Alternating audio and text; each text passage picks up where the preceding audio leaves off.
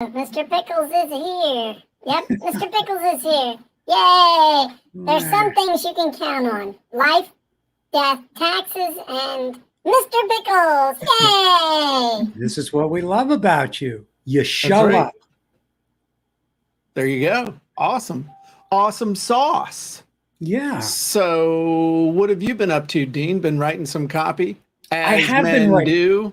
Yeah, as men do. So what's interesting is that, most of my clients are B2C, business to consumer for entrepreneurs. And my past couple of clients I've gotten, one thanks very much to you, has been business to business, which is a little different when you're writing copy. Because a lot of times company culture and company and corporate copy is a little different, can be a little different. So if you're a direct response copywriter, you have to make some adjustments. And when you're speaking with clients too, you need to be really careful of the language that you use. You have to meet on a common ground because the language of marketing tends to be a little different. Corporate. Oh, that kind of language. So not like the language about that kind of thing, that language? Well, it can escalate to that, right? But typically, don't you find when you work for a corporate client, Jim, and not that you have a lot of clients, but when you consult with them, you find that their marketing tends to skew more toward branding. Well, yes. And they're very scared to try and sell anything to anybody for fear of offending them, where I just think that's, I did actually a fairly large consulting project couple 3 months ago that involved medical marketing stuff and stuff that I think the stuff that I think is pretty tame. You would have thought that I was showing up to a DAR convention in a Speedo. Yeah. I mean, they're like, oh, this is just too aggressive. I said, really? Yeah, so, exactly. You have to find that middle ground between corporate branding and direct response. And it's, if the client this is what they want, you give it to them. But I'll also ask sometimes, how about we do this? Let's go with yours. And can you split test? How about we split test what I've got? I was just going to say, no. If you can test, because they can't, it's funny to watch their faces melt when the results do not support what they just know is the truth, that they just know in their gut that this is Satan and that this won't work. And then it's like, you can literally almost see their face melt when they see that the direct response stuff is selling really, really well and everything. Yeah, because they think, oh, this is not our clients. This is not who we talk to. They're going to go away. They're going to hate us if we send this kind of messaging out. Right. So, my philosophy as of late also is I don't believe in B2B and B2C. I believe in P2P.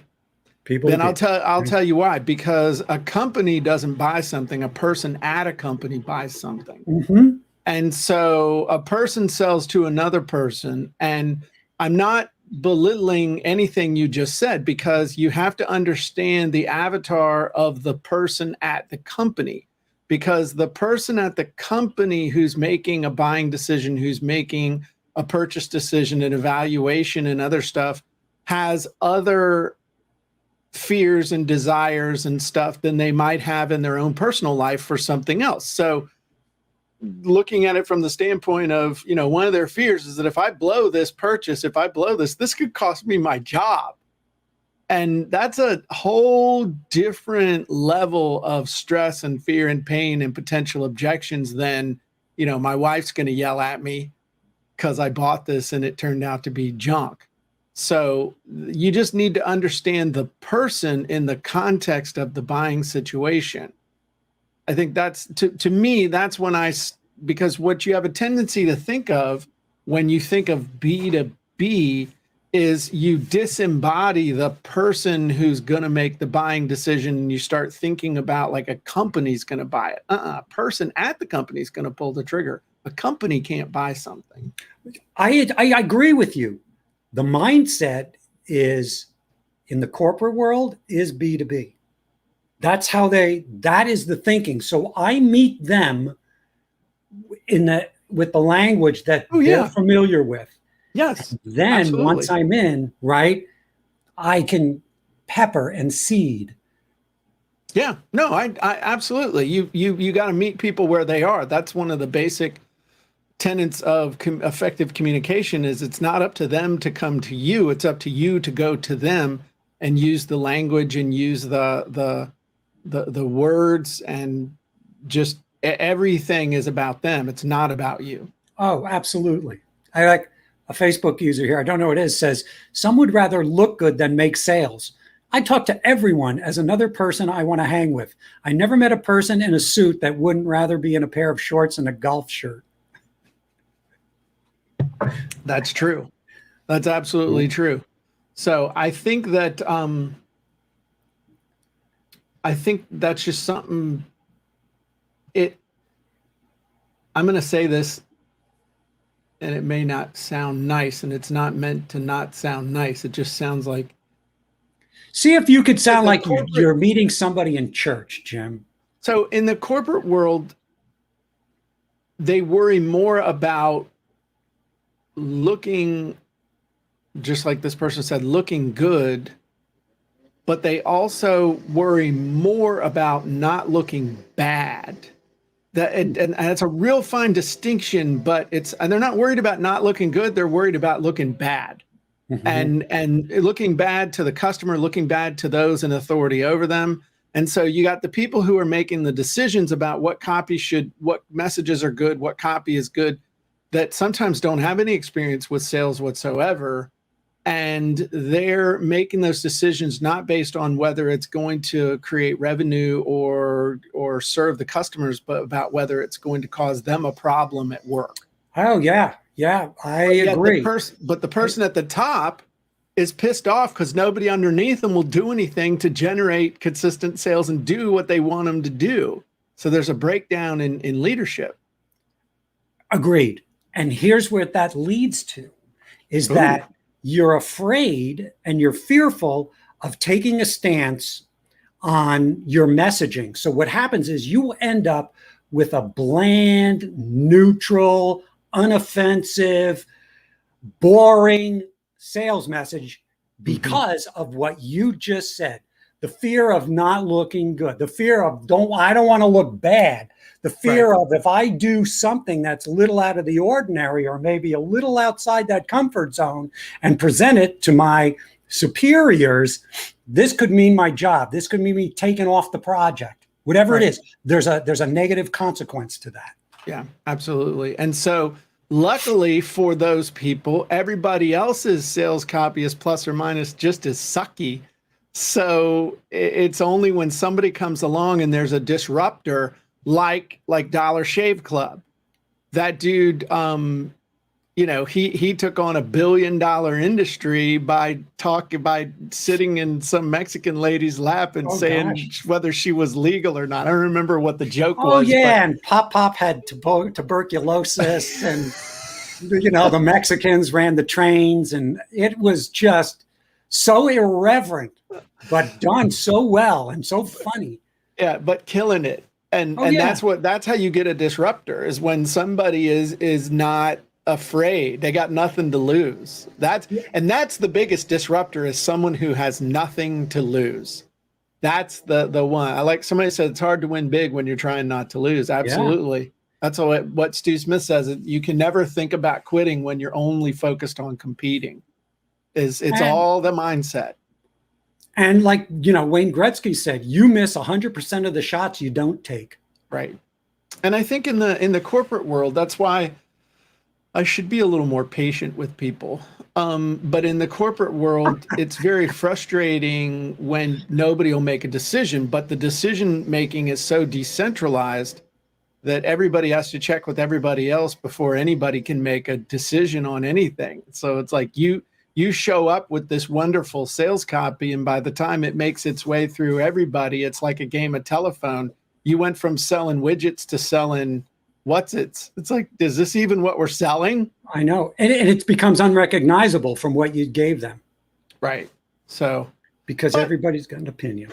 It is what it is, and everybody's entitled to their opinion.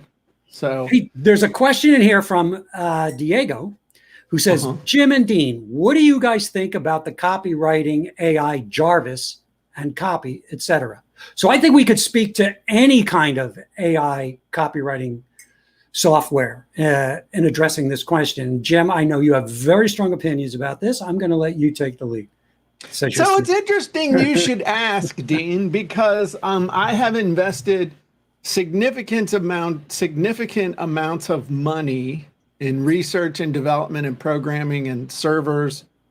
At one point, I was spending $1,000 an hour on a development server to be able to crunch stuff. We ramped it up for 2 hours to be able to do what would have taken like a week if we hadn't, on a regular server with all the crunching through just terabytes of data. And the thing is with this AI copywriting stuff, AI content creation stuff, the gist of here's what all that is, okay? They go out and they analyze a whole bunch of ads. They feed a whole bunch of stuff in. They feed in a bunch of content. They feed in a bunch of ads. They just, there's one of them, I think they purport that their little AI robot has digested like 20% of the entire internet. And so what you do is you type in, okay, write me an ad for chinchilla ranching. And then it goes and it says, okay, well, when anybody talks about chinchilla ranching, they talk about chinchilla ranching, the number one thing you need to be able to do with chinchilla ranching or chinchilla ranching tips, or, if you're doing content, it'd be like the three big mistakes of a chinchilla rancher. Right. Number one, peanut butter in your jockey shorts, that this is a challenge. So the gist of it is it's like handing a third grader a research project, a really fast third grader, a research project, and then they go and they copy what other people did, but it's not necessarily copied, it's just regurgitated, redigested stuff, which is kind of what we do in our own brains, though. But our brains are much more powerful than these computers will ever be as far as being able to just have experience. So it's bottom line, it's another way to get a first draft, but you don't have a whole lot of control over it. Whereas the way we do funnel scripts is I give you the control of the stuff that is the most pivotal in the creation of the content or in the creation of the sales copy, so that's truly unique. And I think that's the biggest difference, is that I can see the pattern. So like I'm teaching a thing on Thursday, just as an example. I'm teaching a thing on Thursday about how to put up your book funnel, just your real simple book funnel, sell your book on ClickFunnels. And so I realized that one of the things, for whatever reason, I never had was a wizard to make book bullets, to make a shit ton of book bullets that just, page this, one of those, just to whip those bullets out that we kind of do instinctively. And so this morning I got up at 5, and from between 5 and 9, I got the thing done. And I was like, dang, this thing's pretty cool. But if you were to tell one of these AI things, I want a bullet about this, about this, about this, it would kind of sound okay, but it wouldn't have that extra bit of you in it. So I think you can get like Fiverr level results, like $10 English as a third language kind of results with those AI things. And I watch them really closely. I played with all the major ones. And it just doesn't, it feels like it's just taking up space. It's just more noise, especially the content stuff. It's like, yeah, it writes an article, but it's just another article. It's like baloney. They put in everything and grind it all up, put it in a form, put a rind around it, and put it out. Yeah, it's meat. Yeah, it's luncheon meat. Yeah, it's pork, beef, and chicken and turkey and rabbit lips and everything all in that thing together. And yeah, it's meat, but it's just kind of there. It's the biggest thing. I know I'm going on and on and on, but I've thought a lot about this, especially when I'm rucking along the road with 55 pounds on my back going, why in the hell am I doing this? Especially with 2 compressed discs. In the end, the only thing that separates us from all the other 7.8 billion people in this world is our own unique perspective on everything, our own unique story. Plus or minus, somebody else can have the exact same product that you have. The only difference is the story and the message and the messenger. And so that's how that's the difference between McDonald's and a just an amazing steakhouse. It's you. And if you use an AI thing, there's no you in it. It's just it's processed meat. Go ahead, Dean. I just want to take a step back, like a bird's eye view of this in terms of what AI is when it comes to copy. And if your intent is for this AI, no matter what it is, and I'm going to throw in fill my webinar scripts and funnel scripts of that, is to have, you're going to put something in, you're going to get something out, and then that's your final product. Whatever results you get those results. I look at it as a framework, as a first draft, as even a second or a third draft, which that's the difference between most of the AI and funnel scripts and Fill My Webinar scripts. Because the intent, the way you created it, Fill My Webinar scripts and funnel scripts, for that thing to work, there's a series of questions that demands that you put you into it. You have to, because it has everything to do with your audience, your message, your specific offer, your point of view, your thoughts on something. How do you message it? What are the words that you use? So it's going to ask you to work a little harder, but the output is going to be 10x something that if you used a basic AI, which I think what you're talking about here, because you asked about AI, I would say there's funnel scripts and Fill My Webinar scripts is not AI in the way most people think of it. Like, it's just not what product are you selling and what's this, and you plug it in and it can give you a whole mess of stuff.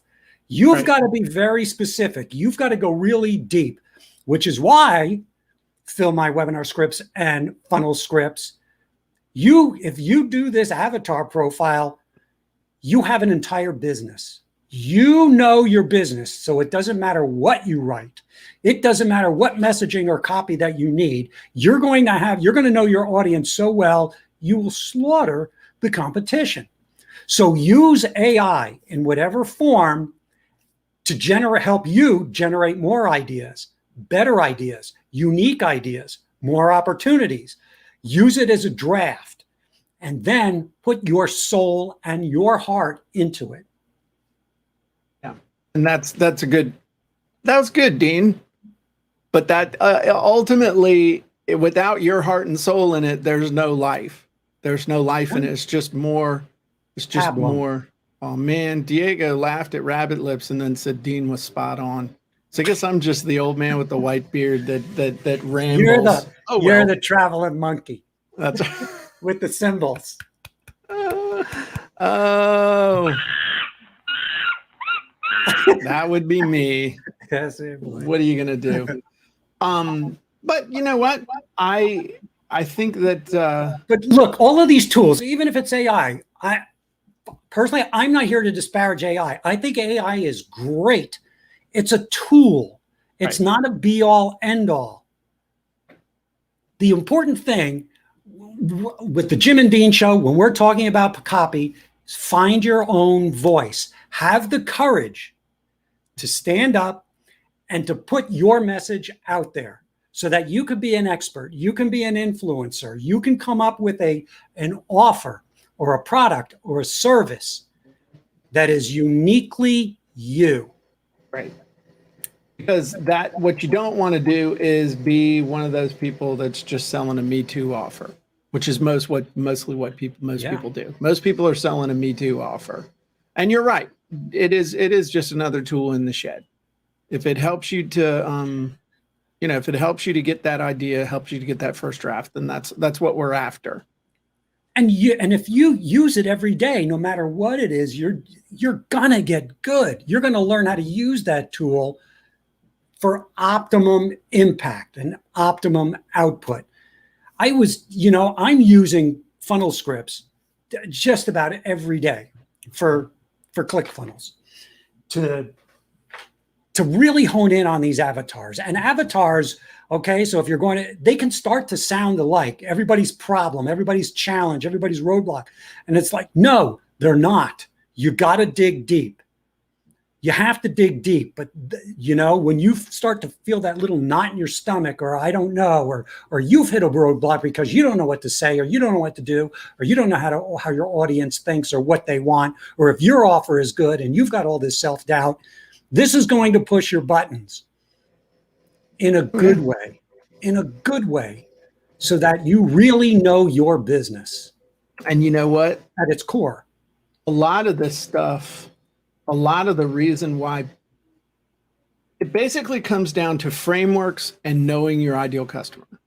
And so if you really, really know your ideal customer, you know them in and out, and then you know the frameworks, what we have learned to do over the last 25 years or however long you've been doing this too, is we've learned how to plug what we consciously and unconsciously know about that avatar into these frameworks that we spent all this time learning and practicing, putting the two of them together.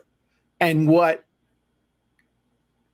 AI does is it just kind of takes this amalgam of stuff and creates it. But what Fill My Webinar Scripts, Funnel Scripts, Jim Edwards Method Premium, all these different things is it takes the framework and it helps you to whatever degree you feel inclined to really drill down into your avatar. And then instead of having to have the avatar being put together with the framework happening through your brain, through experience, the software does it.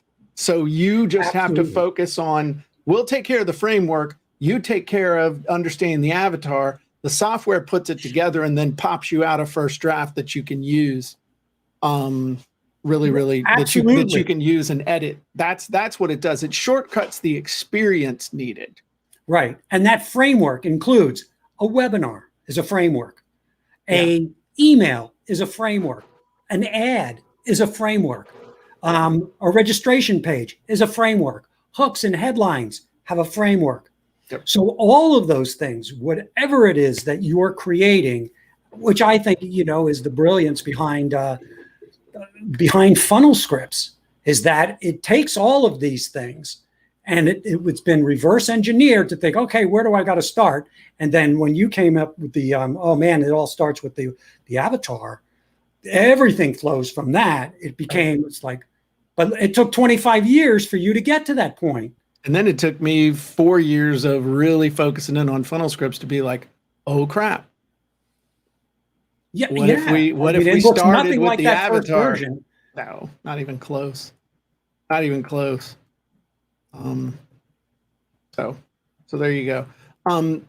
Diego said something cool here. The AI doesn't have that funnel. What AI doesn't have that funnel scripts has is the in-depth questions that builds the pillars of the Parthenon. Excuse me, someone's getting an A in creative writing. And in history. And there you go. AI just spews out nonstop noise if it's not fine-tuned like an out-of-tune piano. I like that. So I'll have to use that. Nice. Thanks, Diego. It's permission if you can swipe that. If you can hack it. Nah, I'm going to hack it. I'll hack it. That way I don't have to ask permission. Instead of piano, use a lute. A lute. I thought that was See? like a bunch of pipes linked up together and some half goat, No. half bearded A hipsters lute is played like that. a medieval guitar, between a guitar and a ukulele. That's a lute. Oh, excuse me, you hippie. Actually, you're not old enough to be a hippie. You're a product of the 70s. No, I was born in the 50s. When? 51. 50 when? 6, So you were 15, you were 14 in 69, 70. 70. Yeah. Yeah, so you were in the 70s. Your 70s were my 80s. Yeah. I gotcha. Yeah. I was Eric Clapton and the Beatles, the start of rock, Black Sabbath, all of those heavy. I pictured you more of a Peter, Paul, and Mary type, maybe some Smothers No, Brothers. I was never into folk. Joni Mitchell. My wife loves Joni Mitchell. I like Joni Mitchell. I no. You weren't into that Tiny Tim guy? No, I remember that he started on Laughing, Tiptoe Through the Tulips. Remember? Ronan Martin's Laughing. And, oh man. Tiptoe Through the Tulips. It was ukulele. Tiny Tim. And now Tiny Tim just morphed into Weird Al Yankovic, That's true. Yeah. That's true. Who was the guy?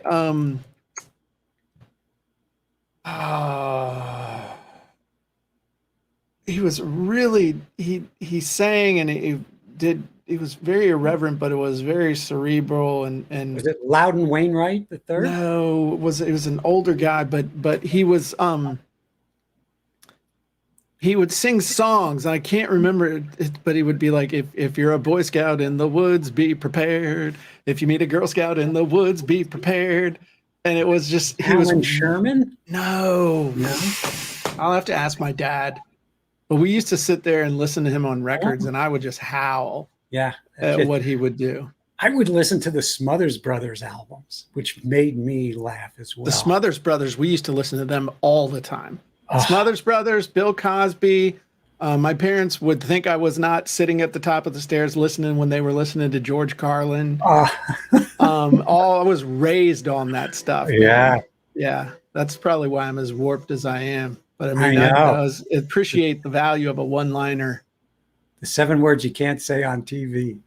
You can say half of them now on TV. I I know. say them on regular TV now. Go ahead. I was just going to say, Diego asked Dean, I'm studying Donald Miller's storyboard. He talks about being the guide, not the hero in your client's journey. What are your thoughts on that? Damn, everybody wants to ask Dean questions. Screw Jim. I'll be quiet, which is hard. Period. I believe your customer is the hero. Your customer is always the hero in the story. So if you're writing copy, you want to think, what is the story or the journey that my customer is going on, and how can I relate that to them? Now, when you do this, you can put it in the eye if you're telling a story, but it's got to be a story that directly relates to your audience so they can see themselves in the story. So if you're writing an email and saying, Funnel Scripts and Fill My Webinar Scripts does this beautifully, Diego. It's story selling. I've done this. This has happened to me. I have failed over and over and over again. And the reason somebody's reading your email and copy is they've got a problem they need to solve. And the problem they need to solve is the same one that you're describing. So you are making, in essence, your reader, your audience, your hero, because they go, this is where I am right now. This is exactly the pain and the crap that I am going through.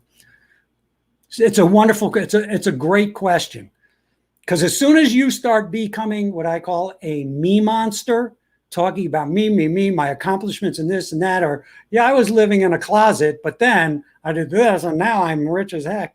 How I went from trailer trash to piles of cash.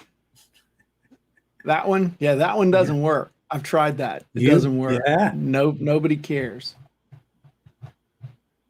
You want to see something cool, Dean? I wasn't going to show this, Okay. but I've been busting my hump. You're always busting your hump, Jim. You're I the know. hardest working man in showbiz. I hear you. But Dean, I worked on this for months. I just released it to the Jim Edwards Method Premium people last Tuesday or last Thursday. Sorry, I'm getting my T's messed up. Dean, what if I told you that I could take the avatar and have the avatar tell an entire hero's journey? And your product is the turning point and the cause of the transformation in the story. And it's ready to be dropped in to any sales letter that you need or video sales letter. Would you be interested in seeing how that turned out? Jim Edwards? Yeah. I would be very interested. Okay, cool. Because I want to share this with you. And I want everybody, I'm going to preface this, but I'm going to tell you, everybody that saw it last Thursday was like, holy crap, that's amazing. But I want your honest opinion. And nobody's watching. Yeah, people are watching, but I want your honest opinion, whether you think it's cool or whether you're like, meh, it's not really that different from what, and I know it's not true, but I really want your honest opinion. Okay. So, you can tell me if you think it sucks. Sure. And then I've got something to share with you. So this is what your avatar's hero's journey wizard that you just came out with? No. You may have forgotten this, but go ahead. Okay, so this is inside of Jim Edwards Method Premium. This is the only place I have this. And so basically you just load your avatar. Okay, so yeah. I got, everything's in here. This is one that we did with one of the John Maxwell peeps. Is it a product specific avatar? No, this is the full avatar profile. This is the full on thing. Okay. So let me tell you a story, Dean. Once upon a time, there was an entrepreneur named Terry. Terry dreamed of becoming a professional speaker trainer. Every day he thought about nothing else but public speaking and getting paid to speak. Some might even say Terry was obsessed. Others said he was a wishful dreamer with no chance of success. All Terry could think about was how he could get paid speaking opportunities consistently as fast as possible. He knew if he could just get better at speaking and training others and become well-known in the marketplace as fast as possible, his life would be amazing. But after a while, people started to wonder if he'd ever truly get started toward his goal. Truth be told, Terry was even starting to doubt if his goals were anything more than just a daydream. Then one day, something happened that would change everything. Terry overheard a critic close to him making jokes and saying there was no way Terry was ever going to build financial freedom through public speaking, let alone make an impact on the world by helping others grow and achieve their goals too. That was it. Terry was so mad he could barely see straight. At that moment, he made a commitment that no matter what it took, he was going to figure out how to make this work. At that very moment, Terry resolved to go all in with public speaking. And that was when his journey to becoming a professional speaker trainer truly began. He was no longer wishing for it or waiting for it. He was on his way. Unfortunately, that's also when Terry got smacked with some hard truths. Because it's one thing to say you're committed to follow your passion for helping others and get paid well to speak about it. To say you want to consistently find speaking gigs without spending a ton of money on ads and enjoy the prestige, financial freedom, and impact you believe the speaker life is going to give you. It's quite another thing to actually get into action and do it. Like many entrepreneurs at this stage of their public speaking journey, Terry realized he faced some critical questions with no immediate answers. Where and how am I going to find customers? How do I find the people and resources to help me build my speaking business? How can I separate and distinguish myself from all the other speakers and trainers in the marketplace? That's when the cold, hard reality really set in for Terry. He realized it takes a long time to build up a speaking business. He also came face to face with the fact that you might put out all this effort and it won't pay off in a way you hope, or you might even embarrass yourself, and it's really hard to get started and earn money with speaking.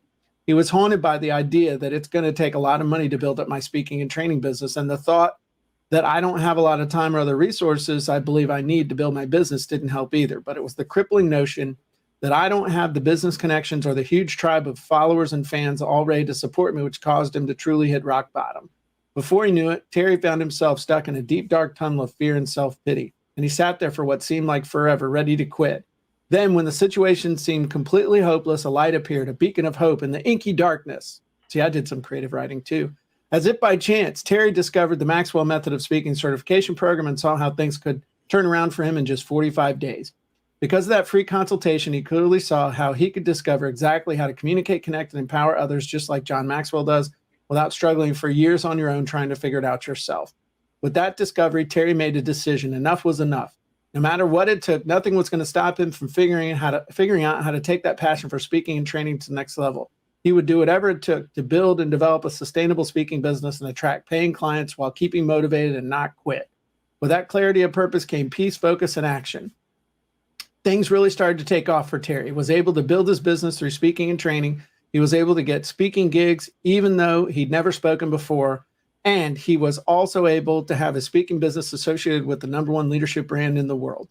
Before he knew it, Terry's wildest dreams of being able to build financial freedom through public speaking and make an impact on the world by helping others grow and achieve their goals came true. He had become a professional speaker trainer.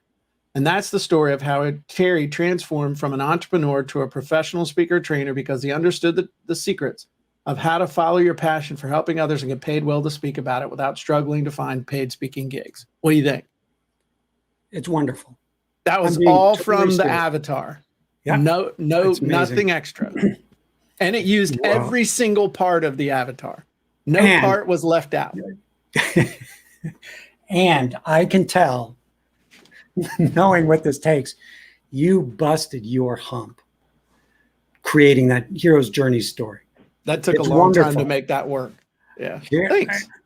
I think you did an amazing job. That was a 3D story. That wasn't surface. That had external levels, that had internal, this had struggle.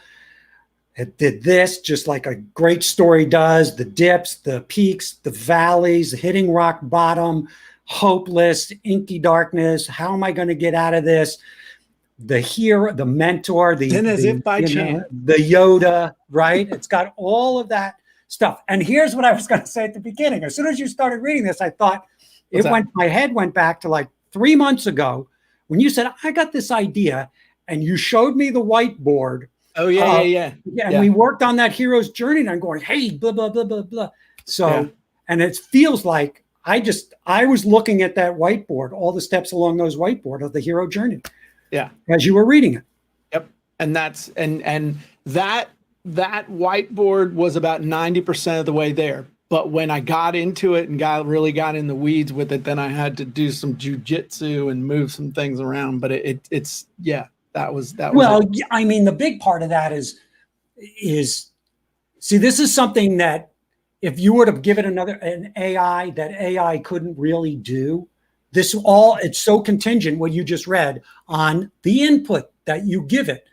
And what you give it so the framework, let's back out of this because you couldn't do this if you didn't have a framework. Correct. So one, the framework is the hero's journey. The other framework is the texture, is the creative side. It's the creative framework where you have to use where you are like inky darkness, beautiful, metaphorical, it's lyrical, it's emotional, is adding those kinds of elements and that kind of language in it that just breathes life into that hero's journey story that you just created. And isn't it something that Diego asked about Donald Miller, who's Mr. Storyboard, right? Yeah. Well, I mean, stories kind of important. And here's what you did. You made the audience the hero. You made your reader the hero. Nobody cares about you. Of their own story. Yeah. All they care about themselves. So I'm teaching a class next week. We don't have time to go over it, but I came up with all these truths about copy. I'm going to run down these really, really, really, really quick. You ready? I'm going to get your reaction to this too. We haven't talked in a while. I got a lot going on.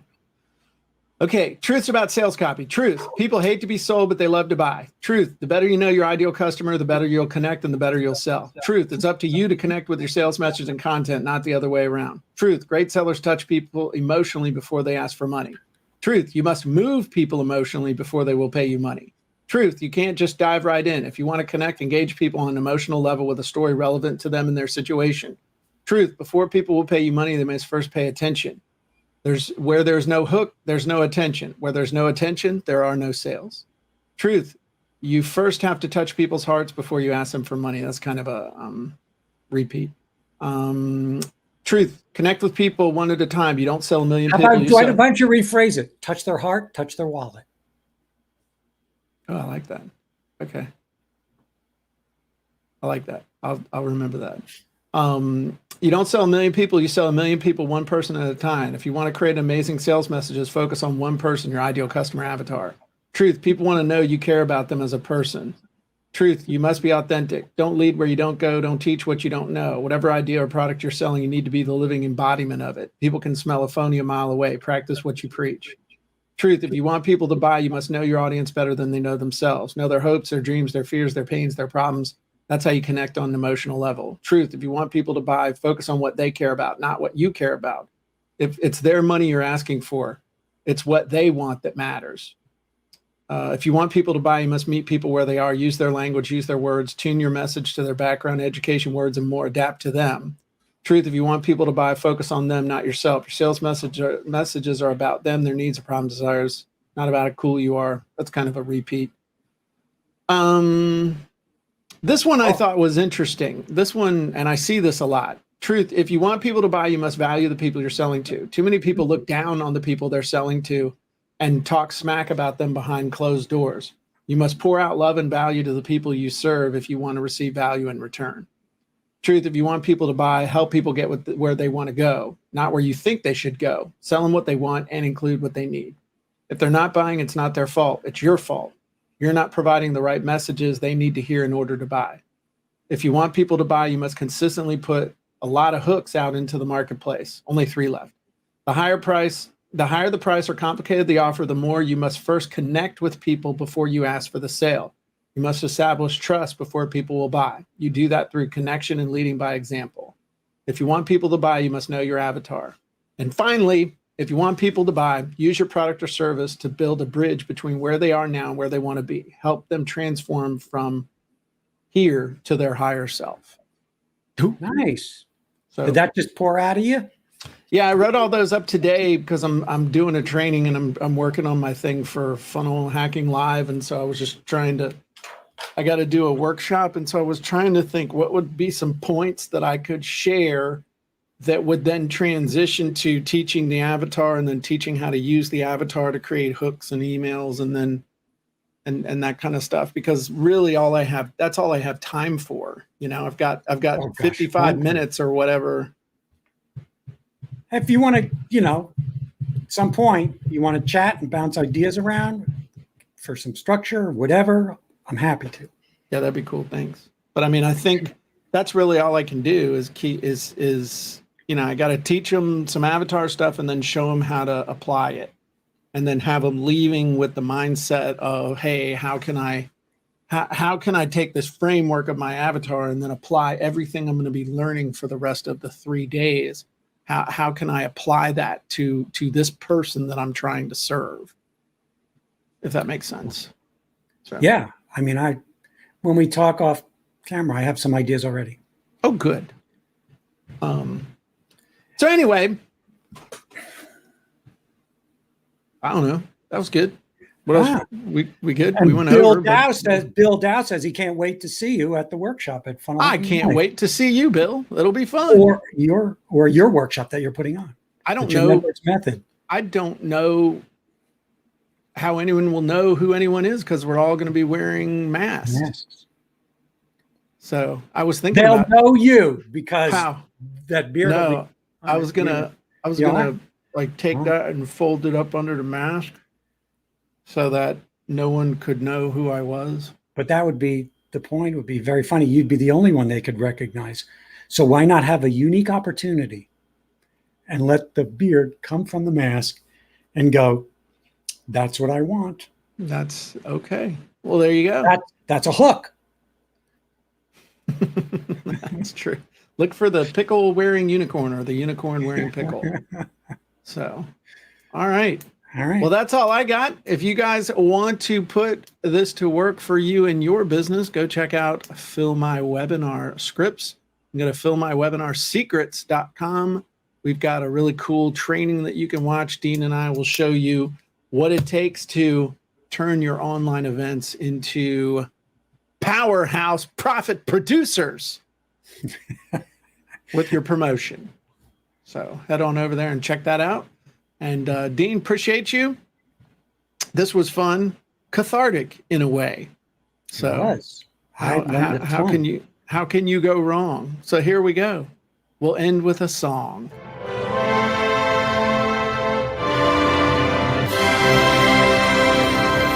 Nah, I don't like that one. That's Do a different one. fanfare. Yeah, that should be the beginning. Here we go.